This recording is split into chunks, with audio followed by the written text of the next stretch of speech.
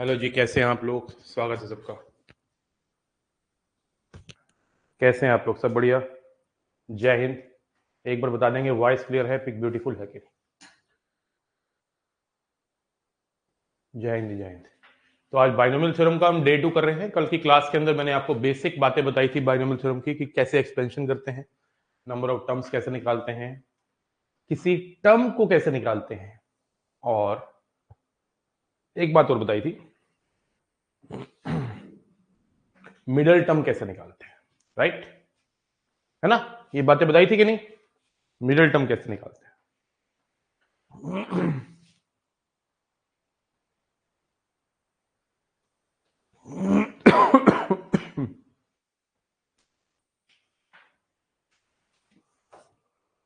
तो आज सबसे पहले एक और नंबर ऑफ टर्म्स निकालने वाला एक्सप्रेशन मुझसे स्किप हो गया, बट ऐसा नहीं है कि उसी टाइम करवाना चाहिए था, कभी भी करवा सकते हैं। कभी भी आपके सामने इस टाइप का कुछ दिख जाए, ऐसा ही होना चाहिए कि यहाँ a प्लस बी है तो यहाँ a माइनस बी होना चाहिए, पावर सेम होनी चाहिए। ठीक है, तो यहां पे अगर n ऑड है, n क्या है? ऑड, तो उस केस में नंबर ऑफ टर्म्स जो होती हैं वो n प्लस 1/2 होती है, और a प्लस बी मतलब प्लस हो बीच में माइनस हो, दोनों केसेस में नंबर ऑफ टर्म सेम रहती है। लेकिन अगर n इवन है, n क्या है? इवन,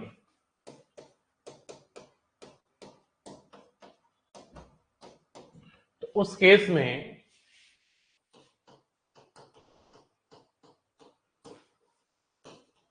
अगर n इवन है तो उस केस में प्लस अगर है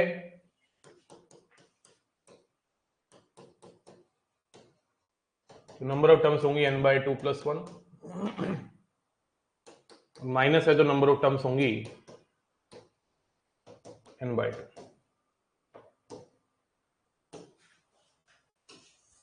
ये n ऑड के लिए है,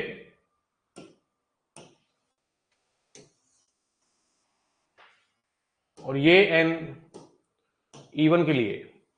मतलब अगर तो n ऑड है तो बीच में प्लस का साइन हो या माइनस का साइन हो, नंबर ऑफ टर्म्स n + 1/2 ही रहेंगी। लेकिन अगर n इवन है तो बीच में अगर प्लस का साइन है तो नंबर ऑफ टर्म्स इतनी रहेंगी, और माइनस का साइन है तो नंबर ऑफ टर्म्स n/2 रहेंगी। Note down first. लेकिन एक्सप्रेशंस ऐसे ही दिखने चाहिए, a प्लस बी है तो साथ में जुड़ा हुआ एक्सप्रेशन a माइनस बी होगा।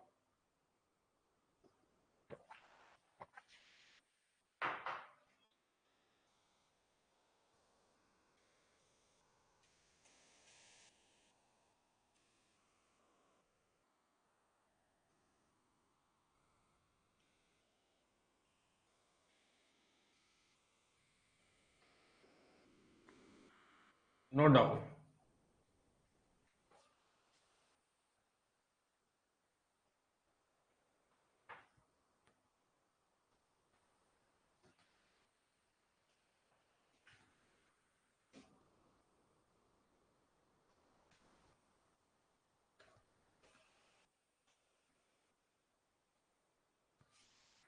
हो गया?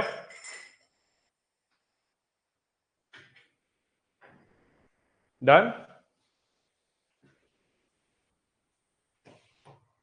जैसे मैं एग्जांपल दिखाना चाहता हूं,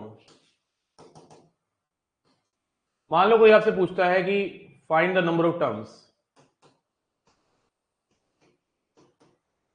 ये आफ्टर सिंप्लीफिकेशन है बेटा, ध्यान रखना, कोई दिक्कत नहीं है जो भी लिखवाएं। Find the number of terms in √3 + √2 की पावर 11 √3 - √2 की पावर 11। जरा बताएंगे आंसर क्या आएगा? जल्दी से बताएंगे आंसर क्या आएगा?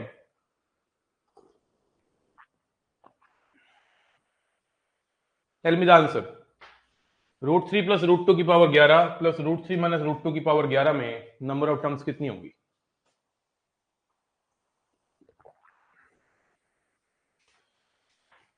अब्दुल कबीर तेलगी।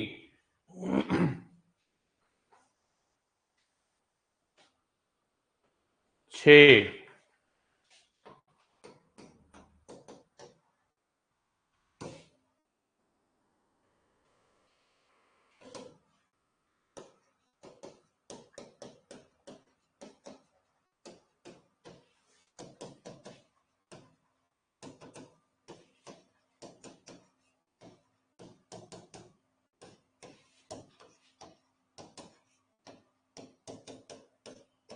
बताइए कितनी होंगी?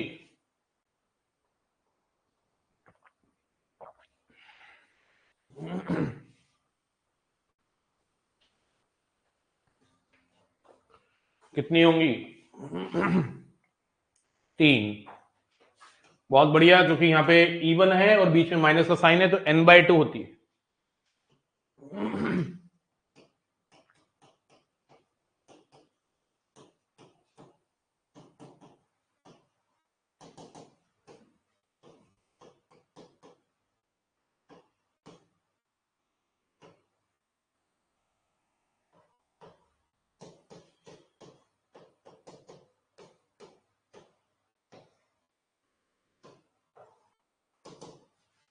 कितनी होंगी?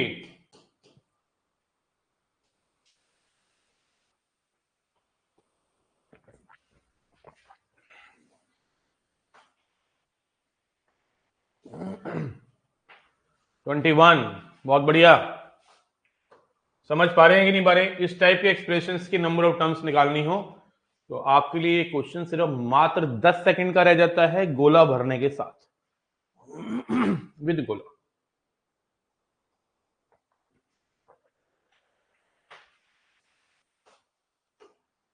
आइए एक क्वेश्चन के थ्रू आपको एक कॉन्सेप्ट समझाऊंगा। जैसे क्वेश्चन है, find the sum of all the coefficients in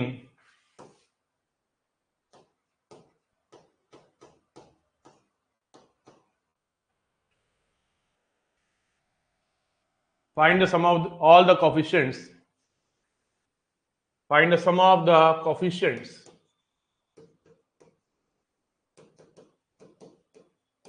of all the terms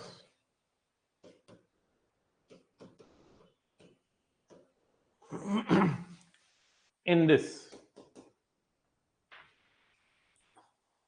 coefficient of all the terms निकालना है। सारी टर्म्स का coefficient का सम निकालना है। देखो अगर मैं देसी तरीके से करता हूं तो घंटों लग सकते हैं। घंटों कैसे लगेंगे? पहले तो मैं क्वेश्चन को फील करा दूं एक्सपेंड करके।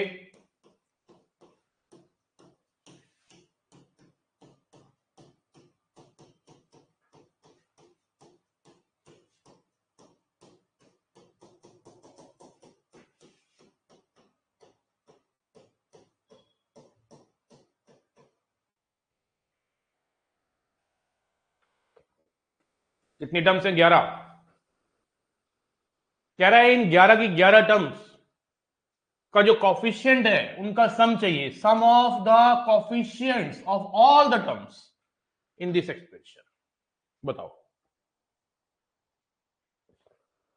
अगर मैं इसको सोचूं कितना आएगा सम ऑफ द कॉफिशिएंट्स? तो पहले का कॉफिशिएंट कितना है? 10c0, 4 की पावर 10, 2 की पावर 0। दूसरे का कॉफिशिएंट कितना है? 10c1, 4 की पावर 9, 2 की पावर 1। 10c10, 4 की पावर 0, 2 की पावर 10। ये आ गया आंसर। ये आंसर आना चाहिए। क्या बोलते हैं?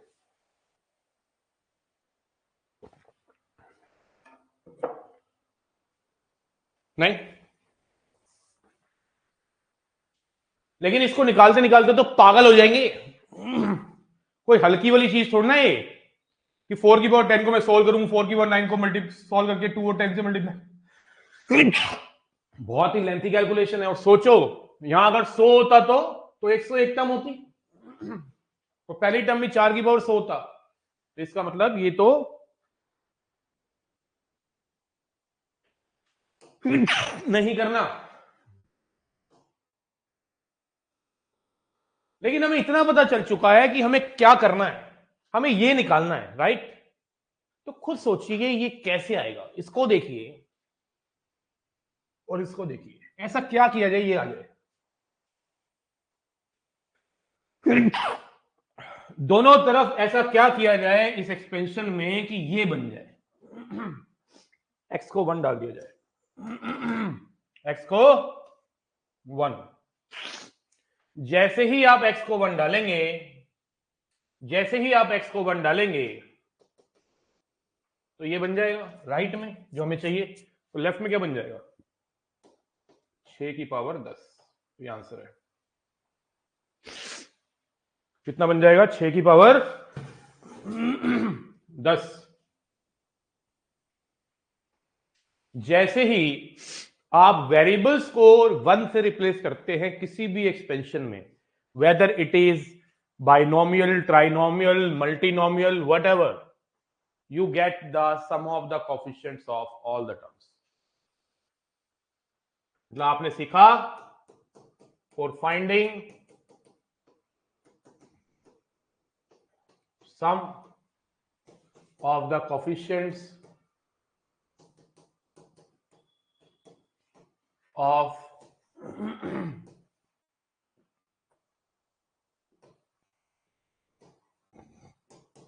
all the terms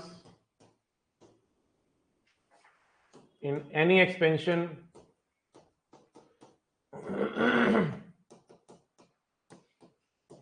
replace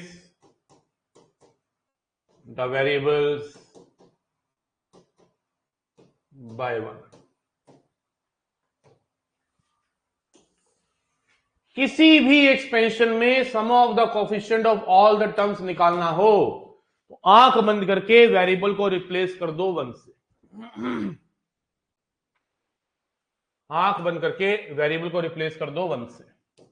जैसे find the sum of the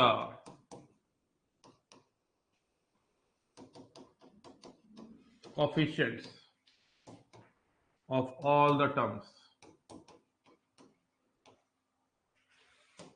in 3x minus 4 की power 99। Sum of the coefficient of all the terms, ऐसी लाइन लिखी आ जाए तो बल्ले बल्ले है, फ्री के नंबर है। रिप्लेस द वेरिएबल्स, वेरिएबल एक ही है, कई बार 2 वेरिएबल, 3 वेरिएबल, 5 वेरिएबल भी हो सकते हैं। जितने भी वेरिएबल दिखेंगे उन सबको आपने 1 डाल देना।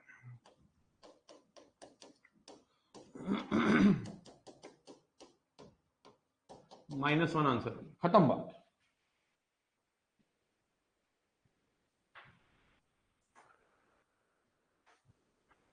बोलो क्लैरिटी आ रही है?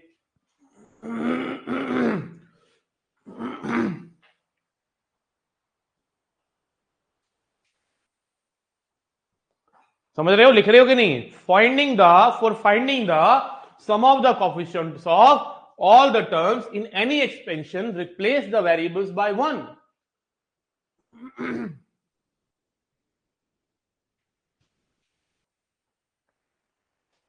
लिखे क्वेश्चन है, find the sum of the coefficients of all the terms in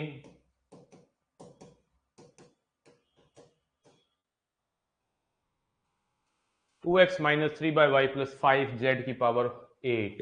इस एक्सपेंशन में जितनी भी टर्म्स होंगी 8 + 3 11 C2 45 टर्म होंगी, उन सब का कोफिशिएंट का सम मांग रहा है। बच्चों वाला क्वेश्चन है, एकदम बैंगन क्वेश्चन। x की जगह, y की जगह, z की जगह 1 पटकना है भाई। के पटकना से 1, 4 की पावर 8 आ गया। 4 की पावर 8 को 2 की पावर 16 कहते हैं।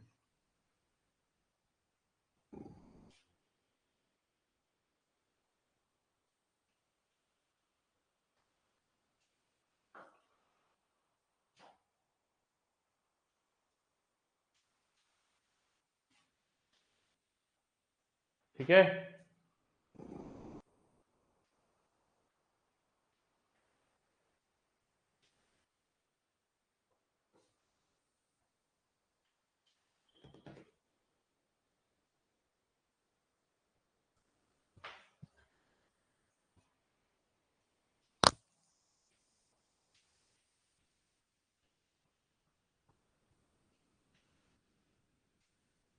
हाँ जी।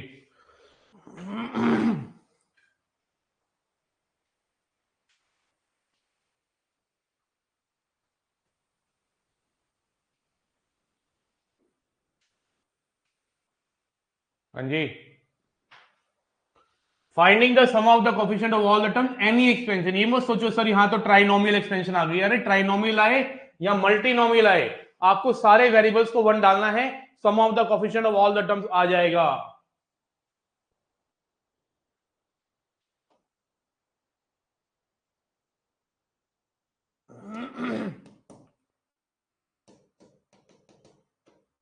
एक क्वेश्चन कराता हूं। If sum of the coefficients of all the terms in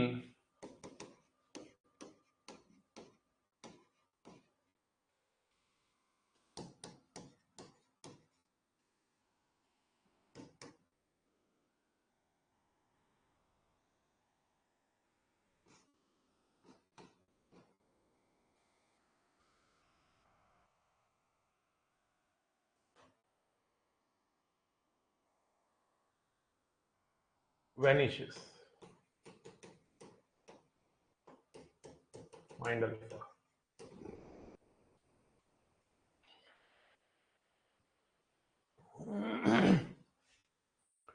कह रहा है कि इस बार sum of the coefficient of all the terms नहीं निकालना, कह रहा है इस बार sum of the coefficient of all the terms vanish हो गया। वैनिश का मतलब जीरो हो गया, खत्म हो गया। और अल्फा क्या है यहां पे? कांस्टेंट। लिख देता हूं थोड़ा सा कंफ्यूजन ना हो। अल्फा क्या है? कांस्टेंट। और आपको अल्फा ही निकालना है, उसी कांस्टेंट को निकालना है। तो वेरिएबल यहां पे अल्फा नहीं, एक्स है। तो आप जैसे ही एक्स को 1 डालेंगे, यू विल प्राप्त this, and this is vanishing, means this is becoming 0। तो ये 17 हट जाएगा, चाचा ये हो जाएगा 2 अल्फा माइनस 3 का कांस्टेंट। ये 2 हट जाएगा, अल्फा आ गया 3/2।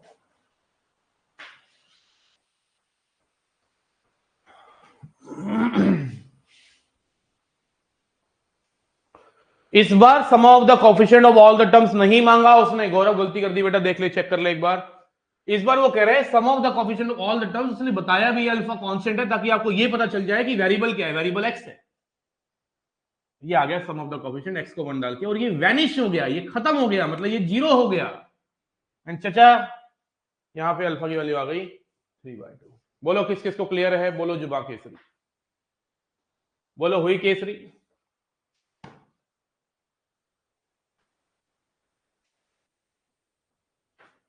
तो असाइनमेंट में ऐसे क्वेश्चन भी डाले हुए हैं जिसके अंदर sum of the coefficient of all the terms in any expansion दे निकालना हो, या वैनिशेस वाले क्वेश्चन भी दिख जाएंगे आपको। हाँ जी, क्लियर हो रहा है कि नहीं?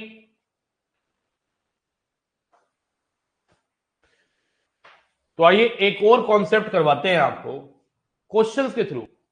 और क्वेश्चन में एक पैराग्राफ फॉर्म में लेने वाला हूं ताकि आपको क्लैरिटी आए। आइए रूबरू कराते हैं। सीधा एक क्वेश्चन लेते हैं डायरेक्शन बेस्ड। एक डायरेक्शन दे रहा हूं,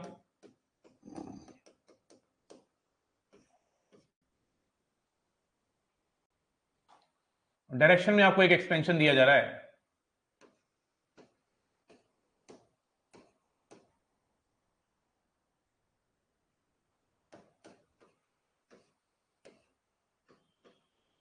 आपको दे रखा है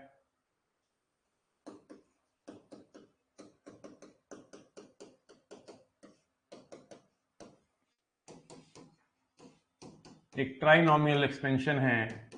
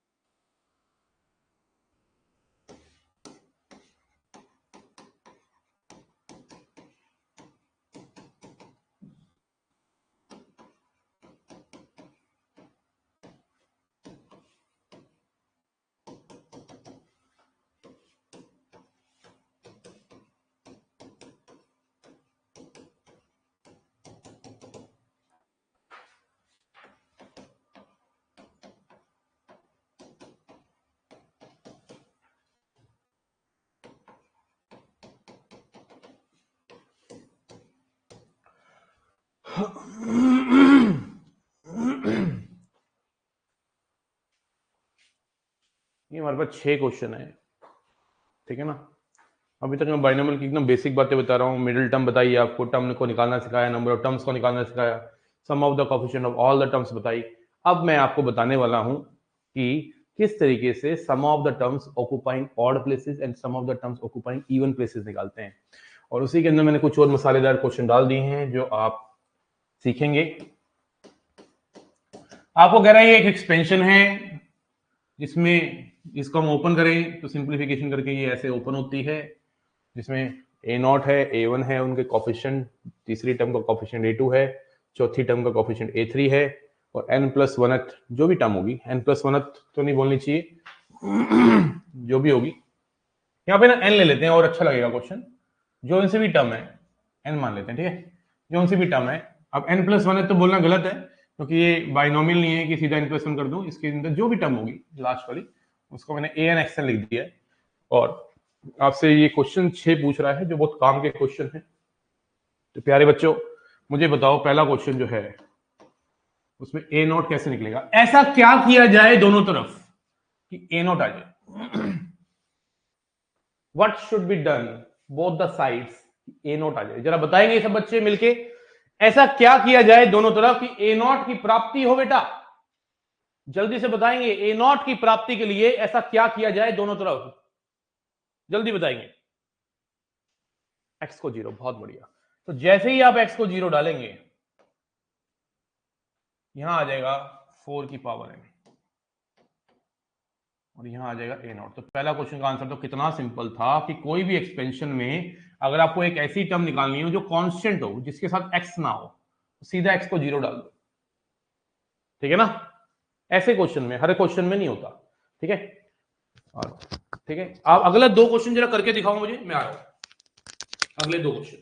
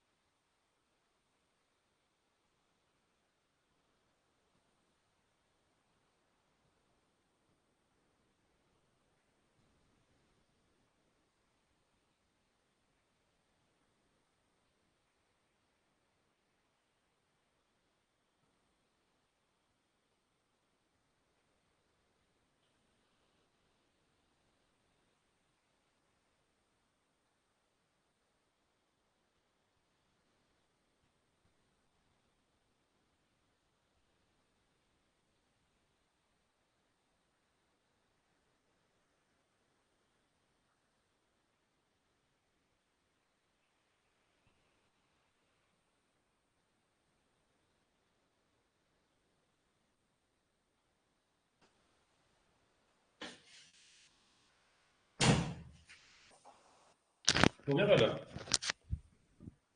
तो पहले वाले तो क्लियर है ना कि 4 की पावर n कैसे आया जब x को 0 डाला। अब दूसरे वाले को पहले तो फील करो कि दूसरे वाला है क्या। दूसरे वाला वही है जो मैंने अभी बताया था, sum of the coefficient of all the terms. क्या है ये? जो सेकंड वाला है दैट इज, ध्यान से देखिए, sum of the coefficients of all the terms. यही तो है, ए नॉट प्लस a1 से लेके an तक। ये तो मैंने अभी करवा दिया था, रिप्लेस द वेरिएबल्स बाय 1। रिप्लेस करो वेरिएबल्स को 1 से। 4 2 6 माइनस 3 की पावर n आ गया। ठीक है ना? पहले दो में ये पता है कि आप लोगों ने अच्छे तरीके से, बहुत अच्छे तरीके से समझ लिए। पता है तीसरे में भी कोई जान नहीं है, तीसरे में कुछ नहीं है, आपको बस सेम दे रखा है। सेकंड और थर्ड में कोई डिफरेंस दिख रहा है तुझे? यहाँ पे sum of the coefficient of all the terms in any expression लिख सकते हैं, इसको ऐसा कुछ लिख नहीं सकते, बट इसको फील कर सकते हैं कि हुआ क्या है। कि ऑल्टरनेटिव साइन के साथ कोएफिशिएंट दे रखे हैं, उनका सम निकालना है। और ऑल्टरनेटिव साइन हम पाते हैं जब x की जगह -1 डालते हैं। जैसे तू x की जगह -1 पटकेगा, यू विल गेट, यहां पे कितना प्राप्त होगा? -2 + 3 + 4, 4 3 7 में से 2 गए 5, यहां आ जाएगा 5 की पावर n। और राइट में क्या आ जाएगा? जो मांगता है।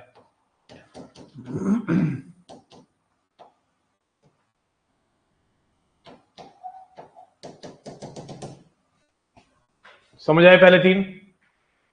बोलो। अब ध्यान से देखो ये क्या है। चौथे वाला, चौथे वाला जो है वो क्या है? चौथे वाला मैंने कोफिशिएंट्स में गैप दे रखा है। पहला कोफिशिएंट के बाद फिर मैंने तीसरा लिया है, तीसरे के बाद मैंने पांचवी टर्म का कोफिशिएंट लिया है, फिर मैंने सातवीं टर्म का कोफिशिएंट लिया है, फिर मैंने नौवीं टर्म का कोफिशिएंट लिया है। तो देखा जाए तो ये जो दिख रहा है आपको, this is sum of the coefficients occupying odd places. कभी भी आपको पहली, तीसरी, पांचवी, सातवीं, नौवीं, 11वीं, 13वीं, 15वीं, 17वीं एंड सो ऑन टर्म्स का कोफिशिएंट का सम निकालना हो, तो आप इसका आंसर जो आया था, इसका आंसर जो आया था, उनको दोनों को ऐड करके 2 से डिवाइड करेंगे।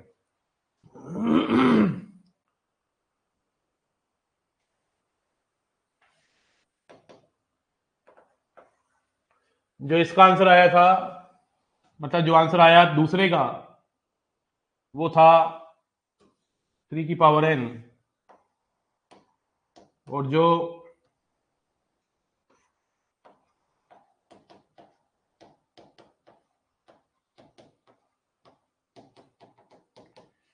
सम of the terms occupying odd places, ध्यान रखना। बच्चे कहते हैं सर यहां तो A2 लिखा है, सेकंड टर्म है, तो ऑड प्लेसेस कैसे होगी? अरे A2 थर्ड टर्म है भाई। इन नंबरों पे क्यों जा रहे हो तुम? इसको सीखो, sum of the coefficient of occupying odd places. Odd places को ऑक्यूपाई करने वाली टर्म्स का कोफिशिएंट का सम मांग रहा है। तो आप सेकंड नंबर का रिजल्ट, मतलब सारी टर्म्स के कोफिशिएंट का सम का रिजल्ट, ऑल्टरनेटिव के कोफिशिएंट का सम का रिजल्ट, जो भी आया उसको ऐड करके 2 से डिवाइड करिए। उसको ऐड करके 2 से डिवाइड करिए।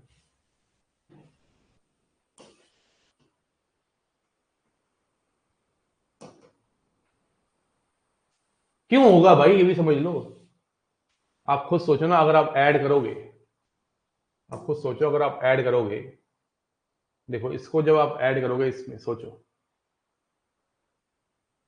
तो A1 से A1 कट जाएगा, A3 से A3 कट जाएगा, A5 से A5 कट जाएगा, बच जाएगा क्या?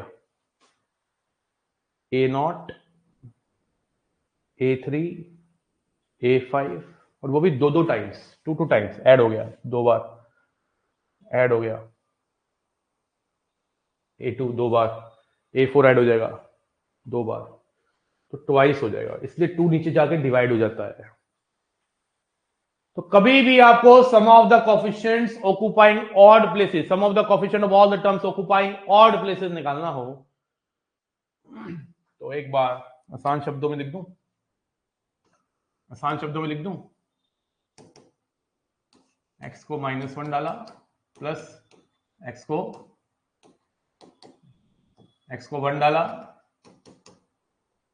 प्लस x को -1 डाला बाय 2। एक्सपेंशन लिखना नहीं है आज के बाद। कोई भी एक्सपेंशन दे रखा हो और ये लाइन लिखी आ जाए तो उस एक्सपेंशन में 1 डाल के जो रिजल्ट आए प्लस -1 डाल के जो रिजल्ट आए बटे 2।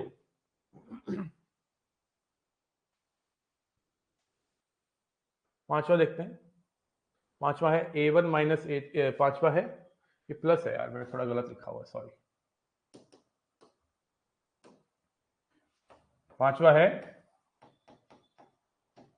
sum of the coefficient of all the terms occupying even places। क्या है ये? sum of the coefficients of terms occupying even places। कैसे निकालेंगे? वही सेम, x इक्वल टू -1 डालेंगे, माइनस करेंगे, x इक्वल टू 1 डालेंगे, माइनस करेंगे, x इक्वल टू -1 डालेंगे,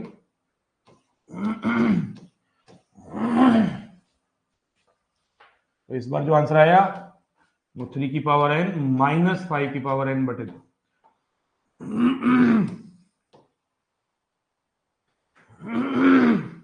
3 की पावर n -5 की पावर n बटे 2।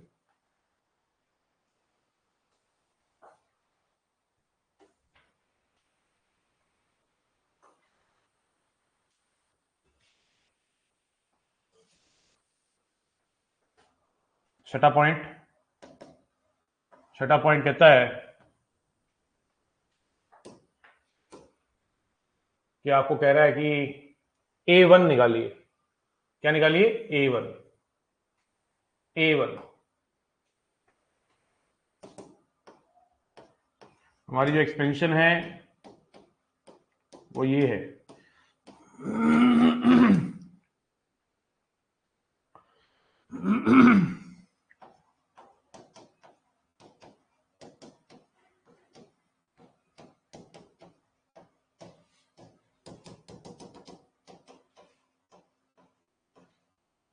मैंने आपको 5 बातें सिखा दी। a0 निकालना सिखा दिया, सबका सम सिखा दिया, ऑल्टरनेटिव साइन के साथ कोफिशिएंट का सम बता दिया, इवन प्लेसेस पे टर्म्स ऑक्युपाई हो रही है उनका सम बता दिया, ऑड प्लेसेस पे टर्म्स ऑक्युपाई हो रही है उनके कोफिशिएंट का सम बता दिया। अब मैं आपसे पूछ रहा हूं a1। तो अगर मैं a1 पूछ रहा हूं तो ऐसे देखो, आपसे a0 या a1 पूछेगा, a2 a3 नहीं पूछेगा। पहली बात a0 पूछेगा या a1 पूछेगा। तो a0 निकालना तो बहुत सिंपल था, x को 0 डाल दिया। a1 निकालने के लिए आपको डिफरेंशिएट करना है दोनों तरफ। जैसे ही आप दोनों तरफ डिफरेंशिएट करते हैं तो यहां तो पावर आगे आ जाएगी, एक पावर कम हो जाएगी, बेसिक चेन रूल, और यहां बच जाएगा 4x माइनस 3। राइट में क्या बच जाएगा? a1 2a2x 3a3x square n into an x की पावर n।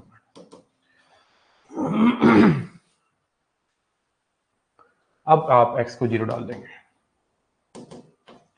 अब आप x को 0 डाल देंगे। जैसे ही आप x को 0 डालेंगे ये हो जाएगा n इंटू 4 की पावर n माइनस 1 और यहाँ आ जाएगा -3।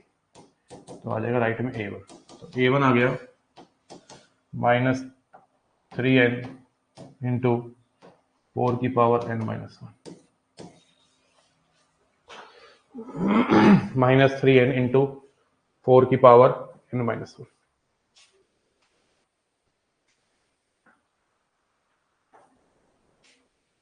हो रहा है क्लियर कि नहीं?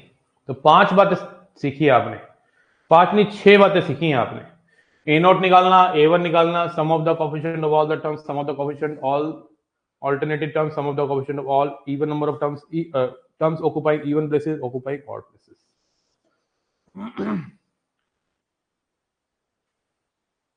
बोलो हुई जुबान केसरी की नहीं?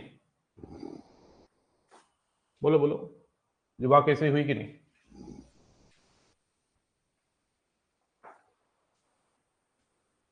सर लास्ट वाला देख, पता क्या है, लास्ट वाले में ना फर्स्ट वाले से कनेक्शन बिठाएगा तो समझ आएगा। फर्स्ट वाला क्यों इजी था? क्योंकि ए नॉट के साथ एक्स नहीं था, बाकी सबके साथ एक्स था। इस बात का फायदा उठाया, एक्स को जीरो डाल के। अगर मुझे a1 निकालना है तो मेरी कोशिश है मैं a1 x को ना ऐसा बना लूं जिसके साथ x ना हो। अगर किसी टर्म के साथ x नहीं होता और बाकी सबके साथ x होता है तो उसको निकालना सिंपल होता है, x को जीरो डाल के। अब मुझे अगर a1 निकालना है तो मैं चाहूंगा कि a1 के सामने से साथ x हट जाए। अब डिवाइड करके तो x हटाना नहीं है, ठीक है, डिवाइड करके x हटाएगा तो x को जीरो नहीं डाल पाएगा क्योंकि डिनोमिनेटर जीरो हो जाएगा। तो डिफरेंशिएट करके भी x हट जाएगा क्योंकि डिफरेंशिएशन इसका हो जाएगा a1 और बाकी सबके साथ x चिपका रहेगा, जिसकी वजह से हम x को जीरो डाल के a1 निकाल पाएंगे। तो जैसे ही मैंने दोनों तरफ डिफरेंशिएट किया तो यहां लगा एक चेन रूल। कौन सा रूल?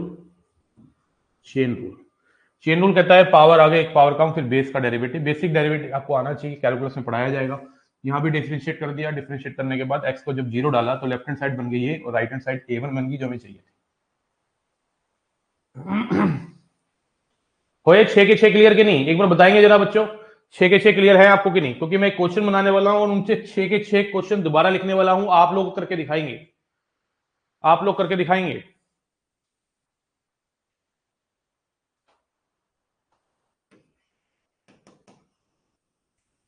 डायरेक्शन ही ले रहा हूं फिर से।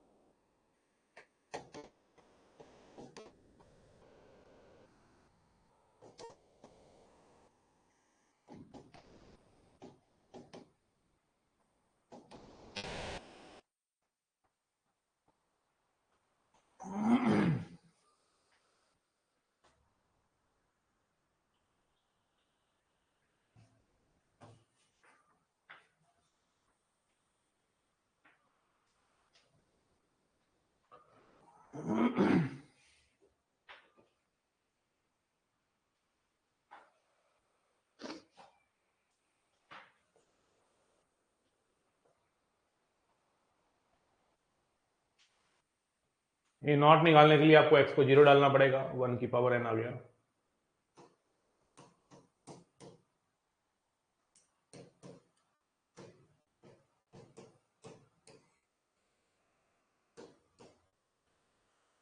सारे कोफिशिएंट का सम, एक्स को जीरो डाल के 1 आ गया। अब सारे कोफिशिएंट का सम निकालना है तो एक्स को 1 डालना पड़ेगा। 4 3 7 1 8 माइनस 6 की पावर n।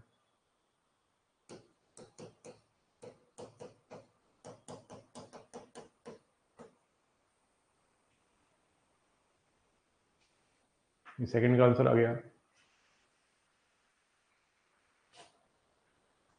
फिर ऑल्टरनेटिव साइन के साथ कोफिशिएंट का सम निकालना है तो एक्स को -1 डालना पड़ेगा।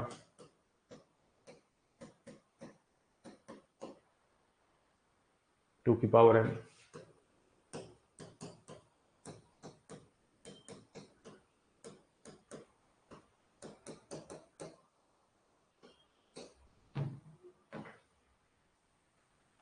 और फिर आकर आपको sum of the coefficient of all the terms occupying odd places निकालना है। तो इससे जो रिजल्ट आया है और इससे जो रिजल्ट आया उनको ऐड करके 2 से डिवाइड करना है तो sum of the coefficient of all the terms occupying odd places आ जाएगा। और 6 की पावर n माइनस 2 की पावर n बटे 2 देगा आपको sum of the coefficient of all the terms occupying even places.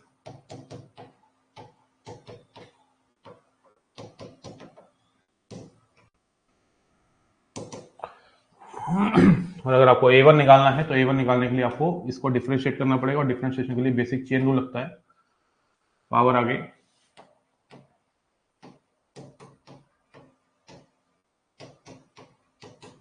एक पावर कम, बेस का डेरिवेटिव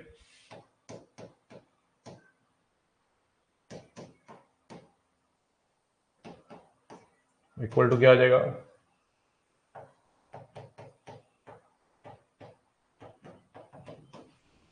अब इसमें अगर x की वैल्यू 0 डाल देंगे तो हमें मिल जाएगा a1 कितना, देखते हैं, यहाँ 0 डालेंगे तो कितना हो जाएगा, n 1 की पावर n माइनस 1 हो गया, और वहां डालेंगे तो -2n आ गया। ये छठे का आंसर आ गया। किस किस को क्लियर है ये 6 के 6 पॉइंट? तो आज आपने क्या सीखा? अब आपने सीखा कि टर्म्स कैसे निकालते हैं, a प्लस बी की power n plus minus a minus B की power n, sum of the coefficient of all the terms सीखा, और फिर और भी बातें सीखी, a0 निकालना, a1 निकालना, sum of the coefficient of all the terms alternative sign के साथ, इवन प्लेसेस पे आने वाली टर्म्स का कोएफिशिएंट का सम, ऑड प्लेसेस में आने वाली टर्म्स का कोएफिशिएंट का सम। बोलो हुई जुबान केसरी की नहीं? जल्दी बताइए बेटा।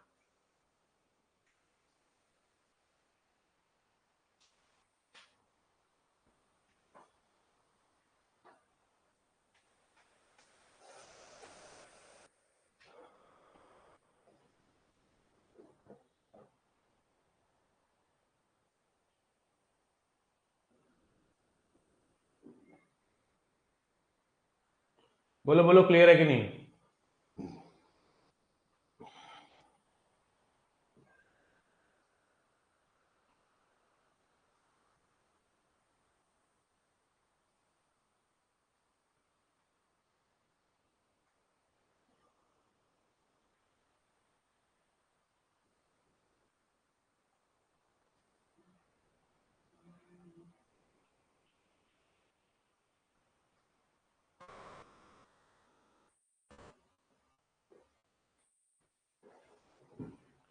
n की पावर n माइनस 1 नहीं लेंगे तो 1 की पावर n माइनस 1 कितना होगा, 1 ही तो होगा।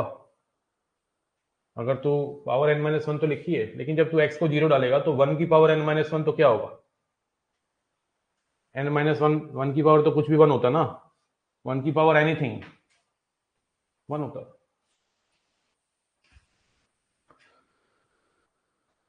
संदीप क्लियर है बेटा?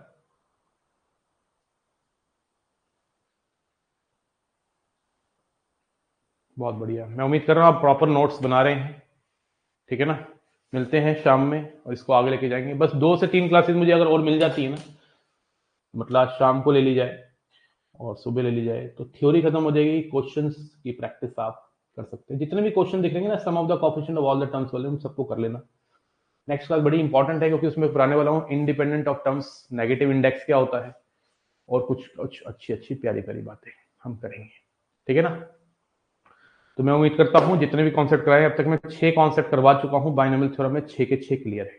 मिलते हैं नेक्स्ट क्लास में, तब तक के लिए जय हिंद जय भारत। क्लास छोटी थी लेकिन मजेदार थी, प्रोडक्टिव थी, इंफॉर्मेटिव थी। बाय। एक्स्ट्रा पढ़ा देता लेकिन मेरा ऑफलाइन बैच है बेटा, जाना है मुझे। बाय।